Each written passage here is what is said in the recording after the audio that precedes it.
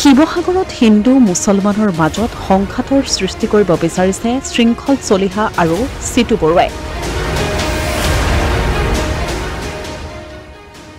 আৰু শৃংখল চলিহাক সহযোগ কৰিছে বিজেপি RSSে। বিজেপি চৰকাৰক আঁতৰাই ৰাষ্ট্ৰপতি শাসনৰ দাবী শিৱসাগৰৰ বিধায়ক অখিল গগৈৰ।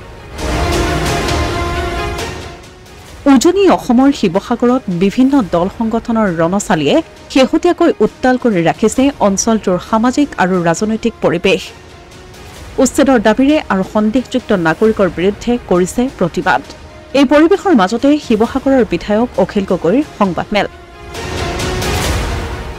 সংবাদমেলত শিৱসাগৰক অশান্ত কৰাৰ চেষ্টাৰ মূলতেই শৃংখল চলিহা আৰু চিটু বৰুৱা বুলি উল্লেখ কৰে অখিল গগৈয়ে। বিজেপি RSSৰ সহযোগত শৃংখল চলিহা আৰু চিটু বৰুৱাই শিৱসাগৰক অশান্ত কৰি তোলাৰ আগতেই ৰাষ্ট্ৰপতি শাসনৰ দাবী বিধায়ক অখিল গগৈৰ। এতিয়ালৈকে নাগৰিকসকলক নিৰাপত্তা দি আছো, বহুত চেষ্টা কৰি, বহুত মোবিলাইজ কৰি, বহুত কষ্ট কৰি এতিয়ালৈকে আপোনালোকে দেখিছে যে শিৱসাগৰৰ নাগৰিকসকলক এতিয়ালৈকে নিৰাপত্তা দি থকা হৈছে।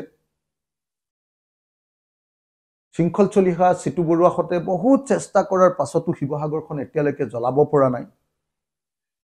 এজনো শিৱসাগৰীয়া তেওঁলোকৰ লগত ওলাই আহি মিয়া ঘৰ জ্বলাবৰ কাৰণে, মিয়া ঘৰ ভাঙিবৰ কাৰণে এতিয়ালৈকে ওলাই অহা নাই। তাৰ কাৰণে যি পৃষ্ঠভূমি তৈয়াৰ কৰিব লাগে প্ৰশাসনিকভাৱে বা ৰাইজৰ মাজত যিটো পৃষ্ঠভূমি তৈয়াৰ কৰিব লাগে, বুদ্ধিজীৱী সমাজৰ মাজত যিটো পৃষ্ঠভূমি তৈয়াৰ কৰিব লাগে, সেইটো তৈয়াৰ কৰি শিৱসাগৰত যাতে হিন্দু মুছলমানৰ সংঘাত নহয়, শিৱসাগৰত যাতে সাম্প্ৰদায়িক সংঘৰ্ষ নহয়, তাৰ কাৰণে সকলো চেষ্টা কৰিছো। আৰু আজিৰ দিনটো পৰ্যন্ত শিৱসাগৰক সুৰক্ষিত কৰি ৰাখিছো, শিৱসাগৰৰ নাগৰিকসকলক সুৰক্ষা দিছো।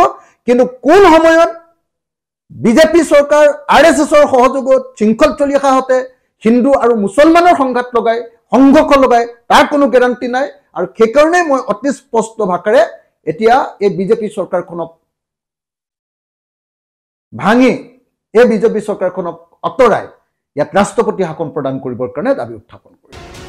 ইফালে শৃংখল চলিহাক লৈও কেতবোৰ মন্তব্য কৰে বিধায়ক অখিল গগৈয়ে। অখিল গগৈ কেতিয়াও মিয়া প্ৰীতি নেদেখুৱায়, মানুহ প্ৰীতি দেখুৱায়। কোনোবা যদি শ্ৰমজীৱী মানুহ কেতিয়াবা বিপদত পৰে আৰু তেওঁ যদি ভাৰতীয় নাগৰিক হয়, তেতিয়াহ'লে তেওঁৰ ধৰ্ম যিয়ে নহওক লাগিলে, তেতিয়াহ'লে অখিল গগৈয়ে কাৰো অনুমতি নোলোৱাকৈ, কাৰোলৈ কেয়াৰ নকৰাকৈ ভাৰতীয় মানুহক আৰু দুখীয়া শ্ৰমজীৱী মানুহক সহায় কৰিবলৈ সদায় প্ৰস্তুত। কিন্তু কোনো মিয়াৰ প্ৰতি চিম্পেথি, কোনো ধৰ্মৰ প্ৰতি চিম্পেথি, কোনো বিদেশীৰ প্ৰতি চিম্পেথি, সামান্যতম চুলি এডালৰ মানুহ চিম্পেথি বা সহানুভূতি অখিল গগৈ নাই। মানুহ হিচাপে অখিল গগৈ একেবাৰে কোমল অন্তৰৰ মানুহ আৰু সংগ্ৰামী মানুহ হিচাপে অসমৰ আটাইতকৈ কঠিন মানুহজনে নিশ্চয় অখিল গগৈ। গতিকে শৃংখল চলিহাই অলপ মানে মই ক'বলৈকে বেয়া, মানে একচুৱেলি শৃংখলৰ নিচিনা একেবাৰে নপঢ়া নুশুনা ল'ৰা,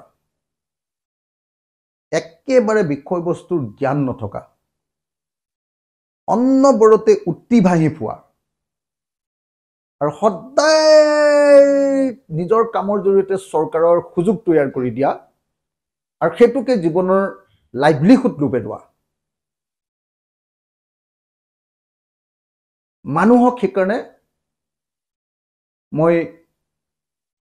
কি ক'ম, বেলেগ কথা ক'বলৈ একো নাই।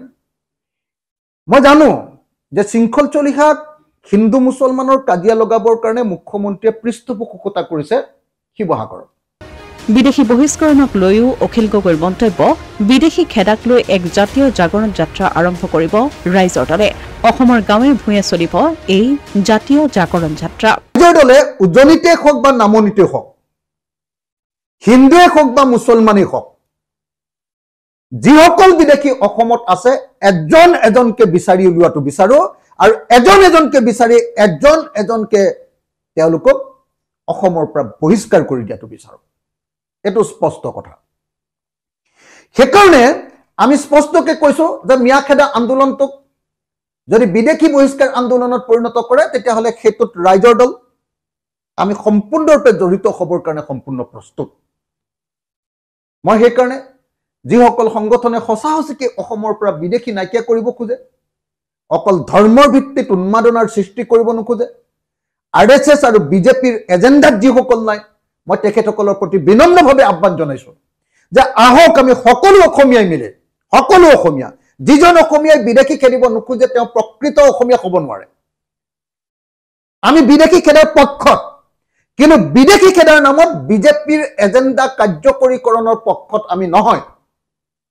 2026 চনত বিজেপিক নিৰ্বাচনী বৰতৰণি পাৰ কৰি দিয়া ঠিকা লোৱা মানুহৰ পক্ষত আমি নহয়, কিন্তু আমি বিদেশী খেদাৰ সম্পূৰ্ণৰূপে পক্ষত।